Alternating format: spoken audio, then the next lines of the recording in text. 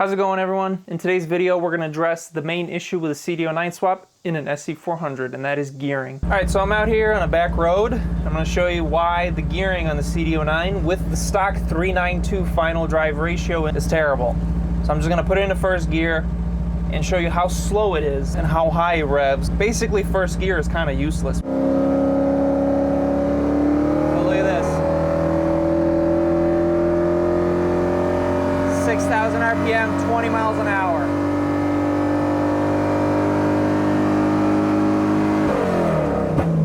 I'm gonna hop on the highway now. I wanna show you how 6th gear isn't long enough either. Alright, so I'm in 6th gear at 3,000 RPM. We're going 65. It's pretty terrible. Cruising in this car sucks. So now you understand why the CD009 needs different gearing. And to fix it, I have this LS430 diff out of Tyler's LS430 that was totaled. I also have new seals for it. So it's a new pinion seal. I think these are stub seals. I don't know what these are for, but I just bought everything that was associated with the diff. So let's check the car up, start taking it apart.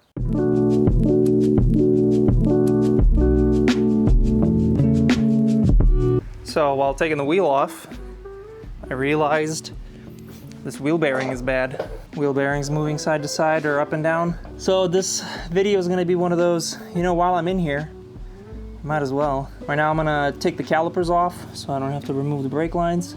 Look how freaking professional that brake line job is though.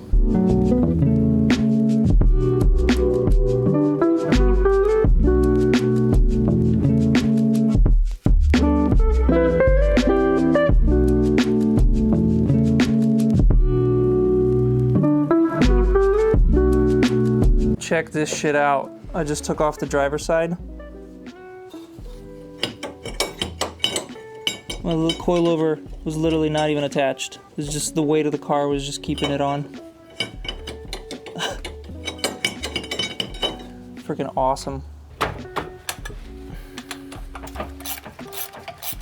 Sway bar is disconnected, which I wish I didn't do because it was just dangling in my face the whole time. Drive shaft is disconnected. I need to stop doing this because the autofocus works so well, it focuses on my fucking finger. But drive shaft is off, coilovers are off, brakes are off. I think I can drop it now. It's gonna be those 4 rusty ass bolts, which are probably gonna be a pain in the ass to get off, we'll see. And it's gonna be just the 2 big ones over there because the diff is attached to the subframe and those don't touch the body, so just those 2 on either side. Whoa! That was a big helicopter. Where did it go?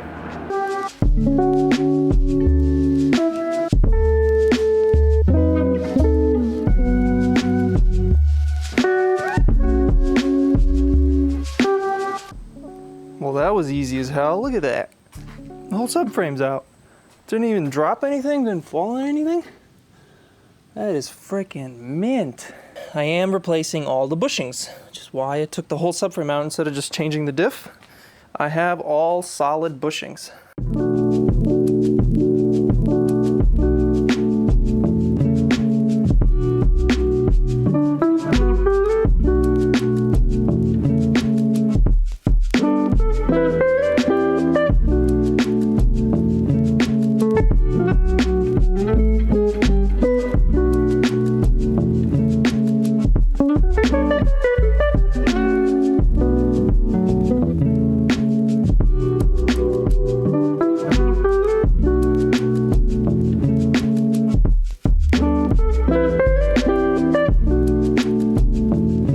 Alright, I think that's as clean as it's gonna get.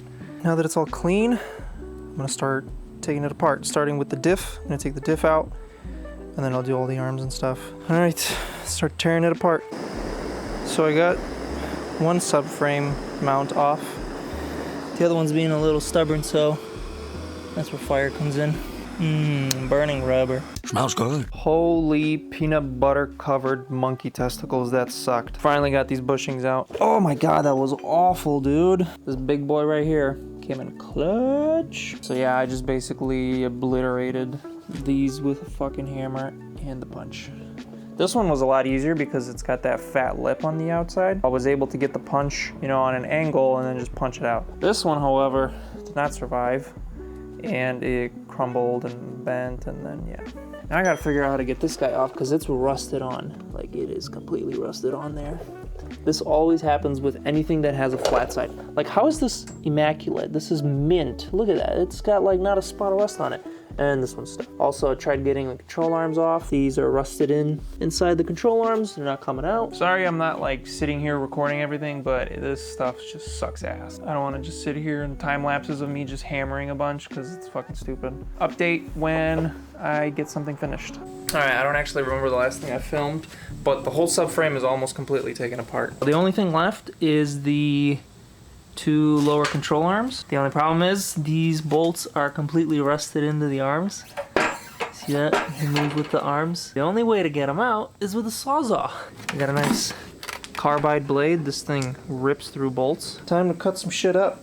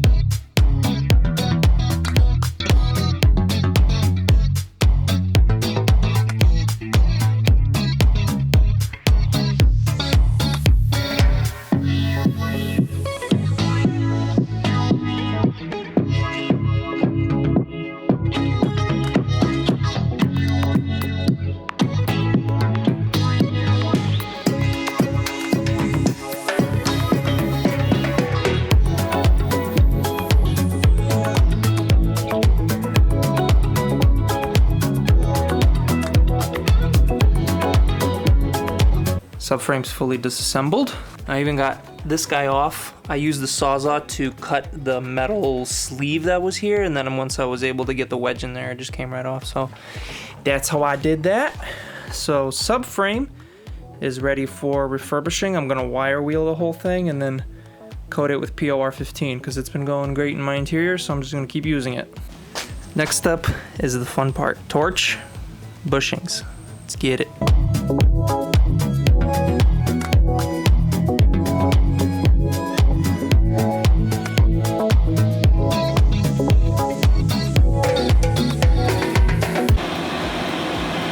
This is really hard work, you know, just really putting in those hours. All right, so now that every arm has its bushings removed except the shock mounts for the lower control arms, because I don't know if the kit comes with those, so I'm gonna wait until the bushings arrive and then I'll figure out whether I need to remove those or not. Every single bushing has been removed, and now comes the satisfying part of cleaning everything up.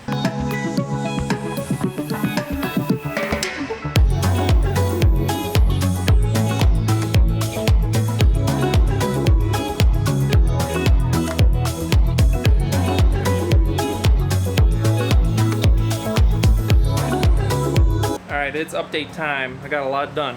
I got the lower arms with the bushings removed. Look how well the POR rust remover works though, it's insane. I got these bushings actually came in the kit as well. So I got those out, and I managed to get the metal sleeves out of the upper control arm. And the only way I was able to do it was by cutting them in half. Here's a little tip. The way you know that you cut deep enough, but once you cut it fully in half, your blade will get caught because this will collapse on itself. That's how you know. I figured something else out. More weight reduction, check this out. If you remove this giant bolt from here, and these 2 bolts, there's one here and one there, and then you cut that off, you can take the dust shield off. What I would do is if you're getting your bearings replaced, get that loose, and then when whoever presses your bearings, or if you can do it yourself, when they remove the hub, you can pull that off without having to cut it in half, because you can see I'm trying to cut it and trying to get it off. That is the mount for the cable handbrake, which I don't have anymore. You do need to cut off the tip of it there, otherwise it will just press up against this and it won't come out. I mentioned earlier in the video I was supposed to go to the Clean Culture Atom LZ thing. I was supposed to drift there. I bought a ticket to drift. I realized I'm not going to finish this in time. There's just way too much work. So I'll be there flying my drone.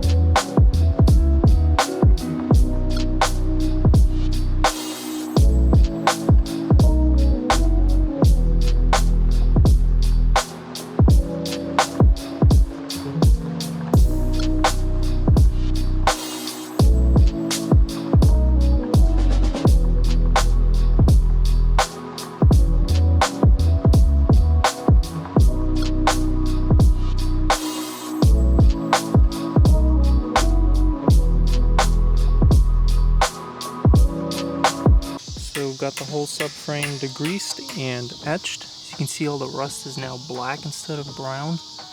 That's what the etch does. It turns all the rust to like this black surface, so the paint sticks to it well. But it's getting dark now, and this is still wet, and it used to be totally dry, so I'm just gonna let it sit outside overnight. Same thing with this stuff. This is all degreased. I just need to etch it now. So the upper control arms are totally done. You can see I polished them with the wire wheel. It's a nice thing about aluminum is you can polish it really easily. Bushings are in. Ball joint is repacked with grease and got the new wire on there. Yeah, these look sick. So the last things left to clean up are the knuckles and the diff. But the diff I need to take out the stubs and replace the seals in there, put a new seal in here, and I need to weld it.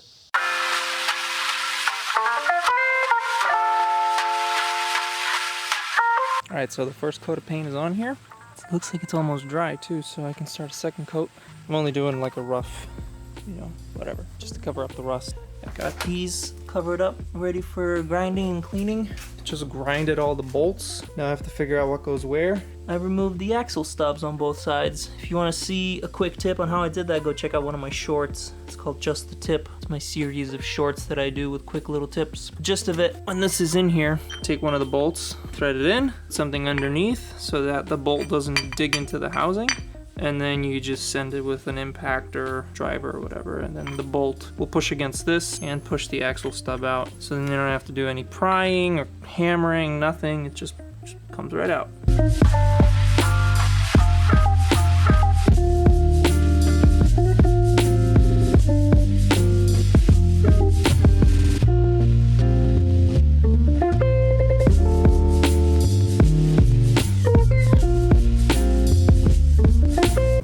Alright, I got another update for you guys.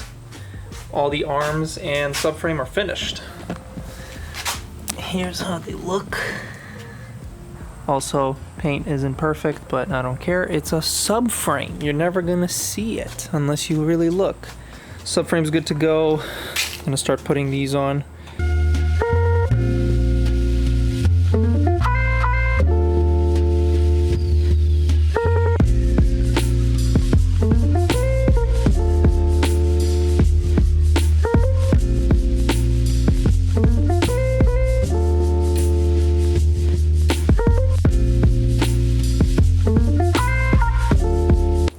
Alright, not like we didn't know this already, but I'm an absolute idiot. You saw me install the subframe yesterday? Well, today I tried to put the upper control arms in, and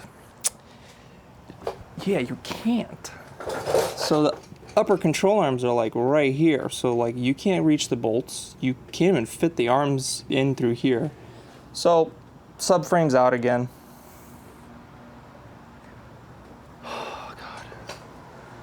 Please don't listen to me when I like do stuff. I'm a total dumbass. Like, I'm dumb. Really dumb. You are so dumb. You are really dumb. For real. Moth.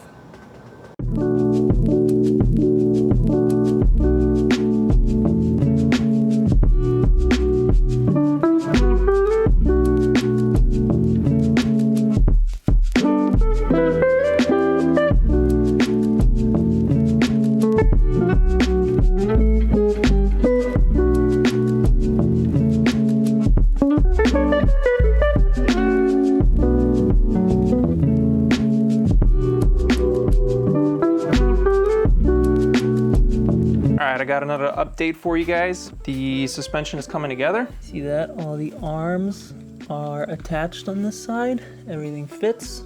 Just need to tighten all the bolts because everything's just chilling right now.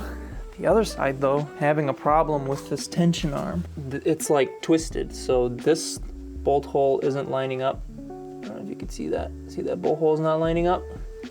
And I don't know if you can tell, but the whole thing's just like twisted. I'm trying to take it out, but everything's just like jammed right now. It's stuck as hell. So I'm gonna try to take it out and try to straighten it a little bit. I don't know why it's so wonky, but it's super weird.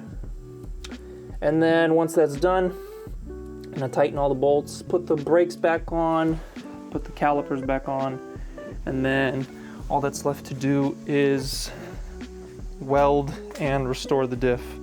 So I'm gonna clean it out, or I'm gonna clean it off first. Then I'm gonna open it up, weld it, close it back up, paint it, and put it back together, or burn the bushings out, put the new metal bushings in, and install it. Sorry, I'm not really filming right now. Kind of in a rush now. It's Friday, so I'm trying to just get through it. Still got quite a bit of work to do, and don't have much time to do it, so just gonna rush through this. Maybe I'll film something, maybe I won't, but you guys will see the final product.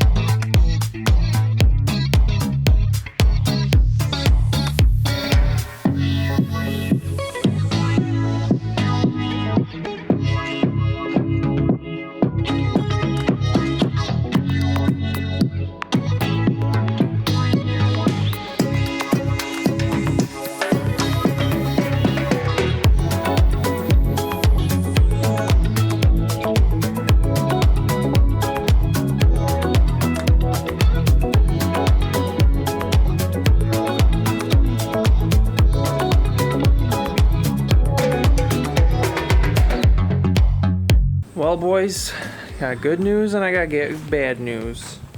Good news is, car's back together. I drove it, and that's where the bad news comes in. The diff is making a lot of noise.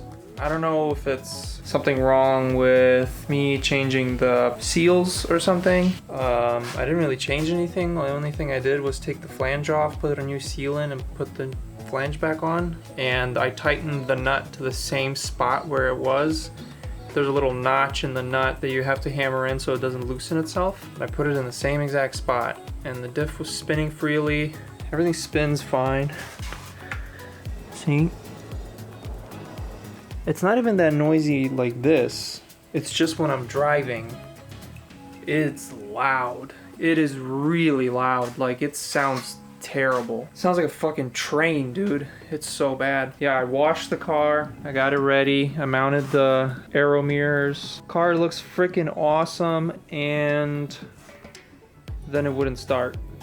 It starts now, but for some reason, the starter, something happens to the starter.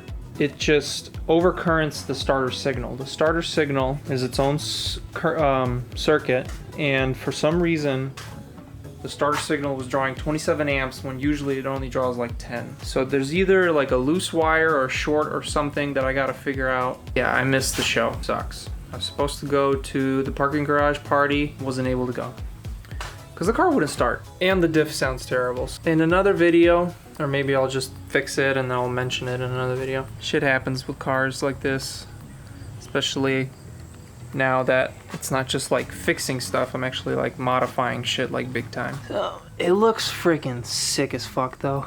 Like, look at that. That looks awesome. I can't wait to get proper suspension on this thing. It feels solid now. Like, even, I don't even have the sway bar attached. Sway bar's right there. I didn't have time to mount it. I wanted to paint the dry on it. But even without a sway bar, it feels amazing. It's so solid. And the gear ratio, with the new gear ratio, unbelievably good. It's so good. I was cruising at like 40 miles an hour, go get some gas, and I was in 4th gear. I used to put it in like 5th or 6th at that speed because it was just, even then it was too high of an RPM. But now, way better. Gear ratio, perfect. I'll be back with another video pretty soon. Can you see that behind me? Yeah, I got something crazy coming. All right, ding dongs, thank you so much for watching. I'll see you guys next week. Peace out. America,